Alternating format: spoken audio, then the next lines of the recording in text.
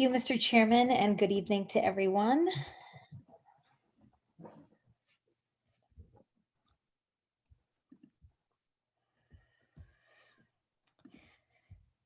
So tonight's update is a lengthy one, so I just want to warn everybody about that. I feel like I'm always starting that way. We just always have a lot of information that we want to share, and I hope and trust that it will be very helpful to everyone who is tuning in tonight.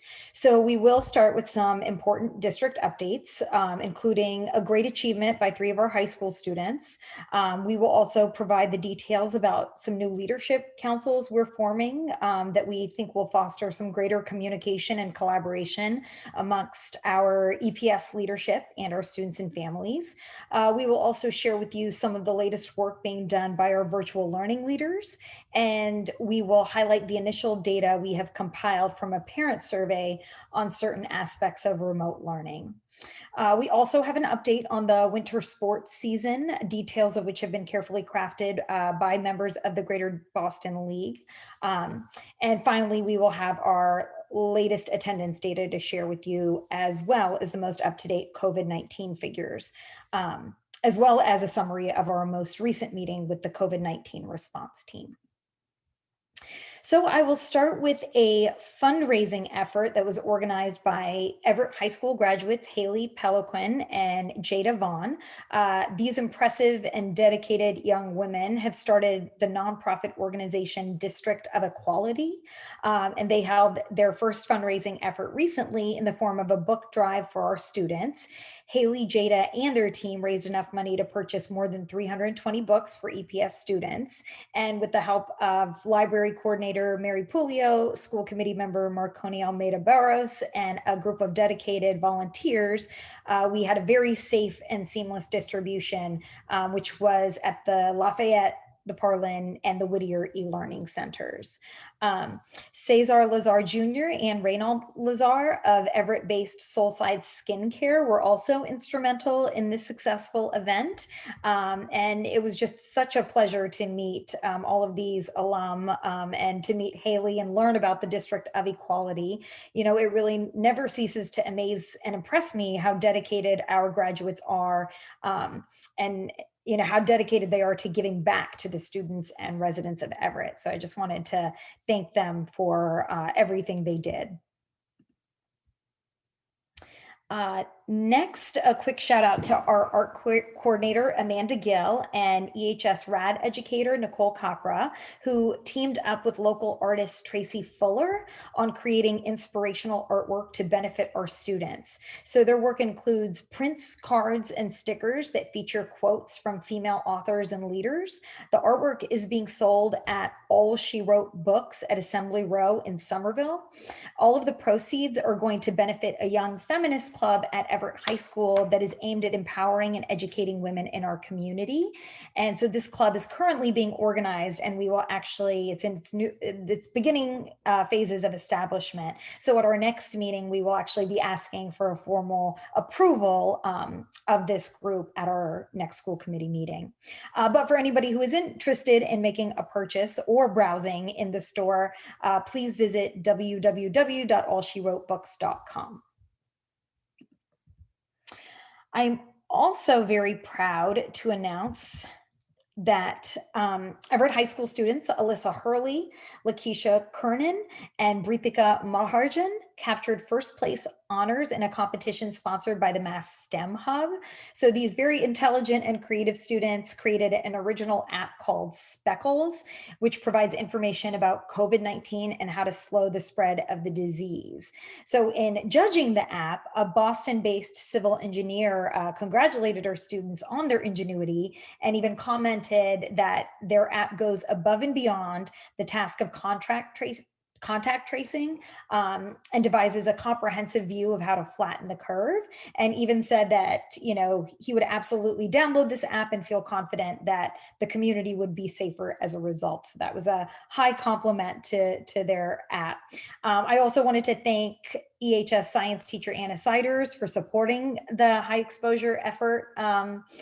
And in speaking about this completion, Anna did tell the STEM Hub that this project could not have come at a more perfect time, because not only did it fit into her curriculum, but it also allowed students to engage in a real world problem that drastically impacts the community. And so, it's a really engaging and authentic experience for our students. So you can learn more about this fantastic project under the district updates page on our website. So the next two slides deal with outreach and engagement efforts, one for students and the second for families. So over the past 2 weeks, we have begun the process of creating a Student Leadership Council, or SLC, which will be made up of Everett High School students who will collaborate and partner with me and other EPS leaders on improving school culture. So the SLC is a useful way to fulfill our core value of empowering our diverse student body through positive and meaningful dialogues with central administration. So the goal is for the SLC to build relationships with educators and school leaders, and it will help implement and sustain projects and initiatives. So we are in the process of gathering interest forms, which we have emailed to the EHS students, and I look forward to sharing more information about this in the coming weeks. The interest form is still open for any students who are listening. I do hope that not only will they fill out an interest form, but please pass it along to any of their friends or peers who may also be interested, because we'd love to get a great, large showing of our students in that group. In an effort to promote a safe and welcoming environment, not only for our students, but also for our families, we are offering EL Parent Advisory Committee meetings in the 4 major languages of the Everett Public Schools. So providing meetings in the language of our families by each linguistic community will serve to bolster our English learner parent participation and foster meaningful conversation to support their students. So this will be an ongoing effort, but to start, we plan to hold 2 meetings during this school year. All of them will begin at 6 p.m. The Spanish English Learner Pack meetings are scheduled for January 12th and April 6th. Meetings for our Portuguese families will be held on January 13th and April 7th. And the dates for Haitian Creole and French speaking families are slated for January 14th and April 8th. So we have allotted an hour and a half for each of the meetings, all of which will be held via Zoom, and which will be supported by our English Learners Director, Ann Auger, and led by our family liaisons who speak the appropriate native language. And, in kind of a switch of what we normally see, English interpretation will be provided for those who need it, including myself, my team, and any others who do choose to join, including those on the school committee. So we are very excited about starting this kind of meaningful dialogue with our families, and to really get to include them in a way that we find to be really meaningful and authentic to them. So our virtual learning leaders have continued to be very busy providing our families with information that can help their students navigate remote learning. So the team is in the process of holding a series of webinars for parents and caregivers that are available again in our major languages. The quick and informative virtual sessions focus on one of the major platforms we utilize for remote learning. So far, David Green has held a session on Google Classroom. Valerie Ward led a presentation on iReady Basics, and Adrian Supino held a session on Footsteps to Brilliance. So these webinars are all available on our website for viewing at any time. A webinar on Edmentum, led by Marissa McQueenie, was held earlier today and will also be posted this week. Additionally, Everett High science teacher Anna Siders will hold a webinar on X2 on Wednesday, December 9th from 6 to 6:30 p.m. X2 is the system that EPS uses to manage all facets of our student data. So on behalf of the district, I just want to thank the virtual learning team for developing these webinars and helping our families learn about the online platforms our students are utilizing for our e-education model.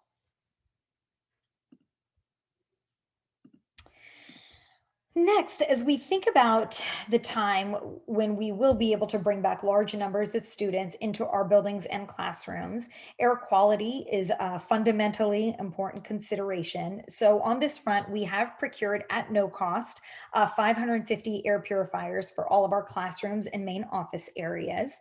So, these purifiers were made available through an initiative by DESE. So, we're very fortunate to be able to be included in this initiative. The models are made by Medify and they feature a modern, unobtrusive design. They do use HEPA filters, which will be replaced twice annually under the direction of our maintenance department and the guidelines for the device. So each unit provides somewhere between 2 and 3 air changes per hour. So these units are not intended to compensate for any deficiencies in the air quality of our buildings, which we have shown in our studies are quite good. However, again, we want to support and enhance our existing systems and protocols to make sure that our students and staff have the best possible air and greatest peace of mind when we are able to return, hopefully sooner rather than later. And while the devices themselves have come at no cost, which was a huge burden off of the district, the filters do cost a significant amount of money when we have to change them. So I did want to make sure that this group is aware of that, and we will be including those in the appropriate expense lines. So now we will turn our attention to the family survey we posted in November. The results we've collected so far paint a small, we do want to get more responses, but a pretty clear picture of what our parents and caregivers are thinking about e-education, as well as some of their concerns and their priorities. So we sent the survey directly to families in an email from me, and it was also posted on our website. So these findings are from the first batch of responses that we've received, and we will be continuing to monitor the responses as they come in to take note of any noticeable trends and or obvious preferences. So if any families are listening and hear this information and want to make sure to weigh in, please know that we are continually looking at the responses that do come in. But as for the ones that we already have, as is our routine practice now, we did offer the survey in our 5 primary languages, English, French, Haitian Creole, Portuguese, and Spanish. So in this next slide, you'll see when we compiled the first round of results of this survey, 236 families responded in English, 35 in Portuguese, 24 in Spanish, 2 in Haitian Creole, and 1 in French. So we're also doing some targeted outreach to make sure that we are getting a wide distribution of responses. And as part of our continued efforts to look at all of our data through an equity lens, we've also asked families in the survey if their student is on an IEP and or if they are an English learner. So this helps us determine if there are any significant or noteworthy discrepancies among our respondents. So in this case, 81 of the families who completed the survey did have a student who was on an individualized education plan, while 213 do not. 53 of the surveys were from EL families and 236 were not. So this next slide is an encouraging one, as it shows that the vast majority of respondents strongly agree that their students' daily class schedule is easy to follow. So by way of background, the student schedules were created in August to unify the district and to create a common schedule across all grade levels. But unlike a traditional school year, we did not view our schedules as permanent. We knew they would need to be reviewed, potentially altered, and definitely discussed among central administration and building leaders throughout the year, especially based on the vital feedback of the teachers who are working with our students and families every day. So as the first quarter ended, we wanted to take a long look at what we could adjust and enhance. What we found is that there is actually a strong desire to maintain the schedules we worked so hard to formulate at the beginning of the year, but also a clear preference to create more synchronous time between teachers and students. So we did receive feedback directly from families, even from school committee members who had heard from families. So as a result, we've developed a way to seamlessly introduce more face-to-face teaching and learning on a daily and weekly basis that can benefit our teachers and students, but without causing any disruption to our families. So we are also exploring scheduling alterations that will allow students to receive extra teacher support after the lunch period. So this would be voluntary, so that students are seeking additional assistance, can receive that extra support if they need it. So the virtual learning during that time will also remain in place.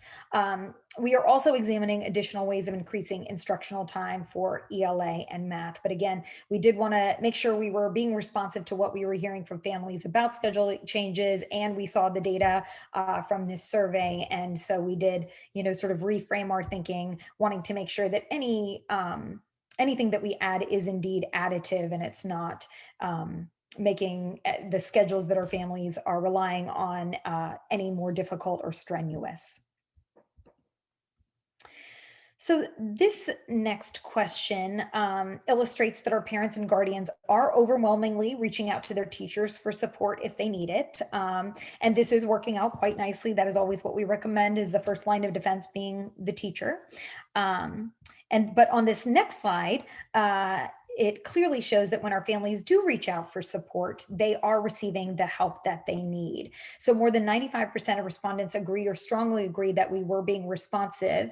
This is great to see, and I know I speak for the entire district when I thank our teachers for their invaluable and tireless efforts to make sure that they are meeting all of the needs of our families right now, which I know are very diverse, and there have been a lot of concerns and questions, and we just really appreciate all the teachers taking the time to talk with all of the families and make sure their concerns are addressed. So this next question allowed parents to select multiple options about what they wanted to see more of in the near future. So as you can see, most of the choices generated a noticeable response, which is what we would expect, from our diverse and vibrant community. But two of the choices attracted a particularly strong response. So there's a clear preference for creating virtual opportunities for social interaction, as well as a strong desire for the resumption of clubs and activities. So as we map out the next phases of the school year, these considerations will figure prominently into our planning, because they do go straight to the social and emotional well-being of our students, and they definitely align with the plan that we have been discussing over the course of the weeks. The third and most popular choice is more paper packets, with 87 families checking off this option. So this is something our curriculum team is considering based on cost, availability of products, and distribution options, which of course need to be done safely. So this is also something we're exploring and addressing at the school level as well. So the Parlin School, for example, has prepared packets for all students in grades K through 4, and distributions are being organized for students in grades 5 through 8. So we are starting to, make sure that we are taking this feedback and really putting it into place to the best of our ability. So this question did not generate clear consensus, as 106 respondents indicated that their students' academic growth is their biggest concern under remote learning. An additional 99 families said that their biggest worry is the social emotional health of their students. And then 23 families cited the absence of extracurriculars and athletics as being their biggest concern, which is something that, again, we will discuss in more detail later. So here what we're seeing is, again, the full range, which I think, again, speaks to our diversity of students, that, the biggest concern for each student is individualized. And so it is important that we are making sure to try and address everything, the academics, the social emotional learning, and the extracurriculars, as much as we possibly can.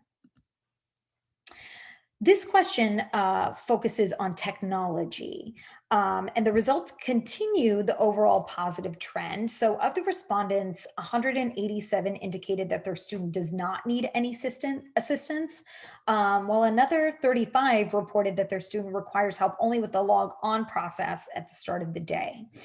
73 families did report that their students need a moderate or significant amount of help. And so we are hoping, that we can do further outreach. We are, trying to make the webinars that we talked about earlier tonight. Again, we're trying to figure out ways to help the families solve some of the issues that continue to crop up. But I must say, I have been more than impressed, with the resiliency of our students and families. I know I keep saying this, but I can't stress it enough. We've introduced a lot of technology in a very short period of time, and the learning curve, has not been as sharp as we had originally feared, and that is not to say by any stretch that this has been easy or that we have resolved all issues by any means, but I just continue to marvel at how fast our students have immersed themselves in e-education and how, comfortable, more and more comfortable everybody's getting over time. So this chart shows that a very strong majority of respondents believe that just the right amount of work is being assigned by teachers. So we were certainly happy that there is a clear consensus on this front, and we give, again, a great deal of credit to our educators for finding the right balance.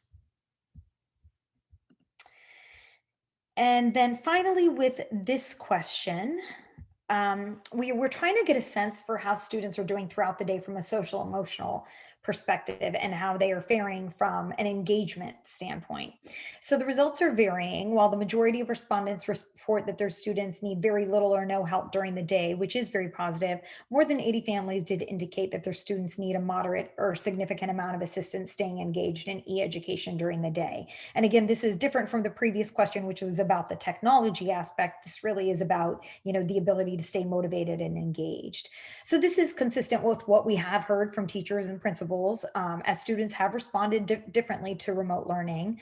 What is comfortable for one student, it can be difficult for another. And so this is an issue that, again, we continue to pay attention to, even when we eventually transition back into the classroom, and that we are doing targeted outreach to those students to make sure that we are providing them with the support that we can.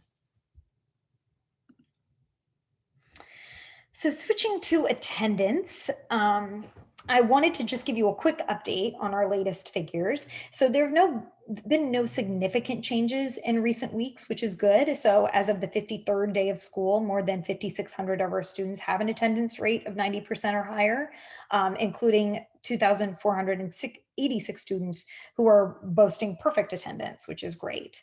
So the district's attendance average is 93%, which is equal to historical data from the past decade. As of today, was actually the same figure from before. There were only 13 students who have not logged on. Those were the same 13 that I had mentioned earlier. We have been able to contact and follow up with all but 2 of them, and each one of them has different circumstances that we are working with them on in order to make sure that we can get them logged on and supported. We do continue to track our contact with families of students who are struggling with attendance to find out why and to help in any way that we can. And again, I commend our staff for their consistency in this effort.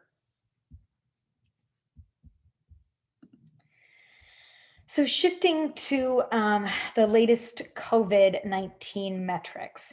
So it is clear that we are reaching a critical phase at the local, state, and federal levels as we anxiously and optimistically await a vaccine. Positive cases have surged in recent weeks, and we do need to exercise caution as we weave through the rest of the holiday season. So as a district, we are planning to bring back as many students as we can as soon as we can. But before we can do that, we do have to experience a demonstrable and sustained reduction and flattening of cases. So this means that we will not be able to revisit the conversation regarding going to a large scale hybrid model. We want to revisit it at least the second week of January. In the meantime, we just really need to emphasize and re-emphasize health and safety and the role that we all play in trying to bring the pandemic under control in the coming weeks, especially with another holiday upon us.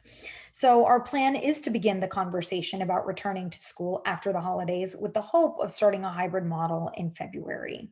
I feel that this is neither too ambitious nor too cautious. And again, we continue to look at the numbers and meet with our health advisory. So here, beginning our slide presentation, we start with the 2-week average of incidence rates. And you'll notice that the lines have started a downward movement in recent days. So hopefully Christmas and New Year's will not see a repeat of the spike that we experienced over Thanksgiving, and we will continue on this downward trend, which would certainly then support our conversation for returning to hybrid. In the next slide, you'll see that the city has regularly been reporting more than 30 or 40 cases per day. On Thursday, December 3rd, the number did surge to 64, of whom 13 were under the age of 10. And then on Friday, December 4th, we had 106 new cases. So fortunately, those figures have actually dropped in recent days. So in Everett, we reported only 19 new cases this morning. So certainly fewer than 20 cases per day is something we want to see on a firmly consistent basis. So as we look at the statistics from the recent weeks, we also want to show that in November, we saw 156 Everett residents under the age of 19 diagnosed with COVID-19. So obviously this is the age group that covers our student population the most. And obviously it was higher in November. So it certainly does give us pause, especially when compared with the more modest figures from previous months. So again, we're hoping that that will also flatten out over the coming weeks. So next, as we explore ways to best bring back more students for in-person teaching and learning, the district is planning on utilizing the Binex Now rapid testing. So these tests are being made available at no cost to Massachusetts schools through DESE. And the U.S. Department of Health and Human Services and the U.S. Department of Defense. So the antigen test is meant to be administered to students and staff who are in our buildings and symptomatic. Results come back in 15 minutes, and positive cases can then be acted on very quickly and effectively. In addition to sending a person with a positive test home, however, we will have the chance to start contact tracing right away. So that would definitely be a huge benefit. Much attention has rightfully been given to how slow tests can thwart our contact tracing efforts. So this would certainly help mitigate that. And in the case of a student, it is far easier to ask them contact tracing questions as soon as a test result comes back rather than having to wait. It is important to note, however, that a negative Binex Now test is not a way to, quote, clear someone. So in most cases, if a person showing symptoms receives a negative Binex rapid test result, they should still leave school and have a molecular test taken. Because again, this is for those who have symptoms. So even if they got a negative test and they had symptoms, they would still need to leave school to have a molecular test taken. This especially, is true for someone who's showing multiple COVID symptoms. Also, this rapid test is not meant to be used on a broad scale among students and staff who are asymptomatic. But again, as we've been meeting with our health advisory group, they do believe, and we agree that it is beneficial to utilize every, different kind of test and opportunity that is provided to us in order to make sure that those of us who are in the buildings are back safely. So our account for Binex Now will be managed by a third party. So in this next slide, you can see that Project Beacon is that third party manager, and their responsibilities will include notifying the parents, schools, and the Department of Public Health about positive tests. While web-based, Project Beacon will offer paper copies to ensure access for all families as well. The tests are scheduled to be shipped on December 8th, and we have a training scheduled for December 11th in which the actual test will be used. And the members of our COVID-19 Health Advisory Response Team agree that, again, while not perfect, Binex Now rapid testing will be an effective tool for us, one of the effective tools that we can use in order to bring back more students.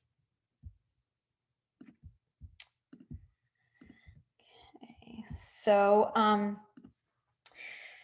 Everett's incident rate is 8.39%, which does put us squarely in the higher risk of transmission in school range. And during the last meeting, we were asked to talk with our health advisory about what are some metrics that we could use in order to determine when would be an appropriate time to come back. So the reason I mention this is because we're currently in the 0.39%.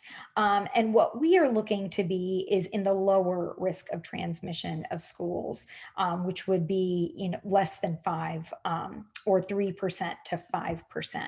So in this next slide, you'll see that these are some of the metrics or some of the guidelines that we received from our COVID-19 response team that help us to think about how we could return to schools. So again, the lack of firm dates on our reopening does not in any way indicate a lack of planning, but as cases hopefully decline, we are making the necessary preparations to open school to the greatest extent possible. So similarly, being deliberate does not mean we are reluctant. On the contrary, we feel that we have developed a clear sense of what we need to see and what we need to do in order to welcome our students back into our classrooms. So first, the metrics that we have tailored are to Everett. So this means a test positivity rate below 5% for 3 or 4 consecutive weeks, with the preferable number being closer to 3%. As again, this aligns with the CDC guidelines that I showed in the previous slide that would then put us in the lower risk of transmission in schools. Along with this, the daily incidence rate per 100,000 will need to be stable or decreasing over the same 3 or 4 week time frame. So that is what we are looking for. As we monitor the numbers, we will move ahead with preparing our buildings and equipping our staff, from improving the ventilation and air quality, like I mentioned, to ensuring we have all enough PPP on hand, and to configuring our classes to facilitate the learning and the social distancing. So we are being very proactive in every way possible. Closely associated with this is the creation of robust health and safety protocols and processes that in-person learning requires. So as we discussed earlier, this does include testing and contact tracing. And again, we're exploring, every option in order to not just use the symptomatic test, but to figure out how we can use other kinds of tests as well. Lastly, we will consider all significant external factors to make sure that our community is positioned to safely support the return of students. So at this time, I will take any questions before we move to item number 2 on the agenda, which will be discussing participation in winter athletics.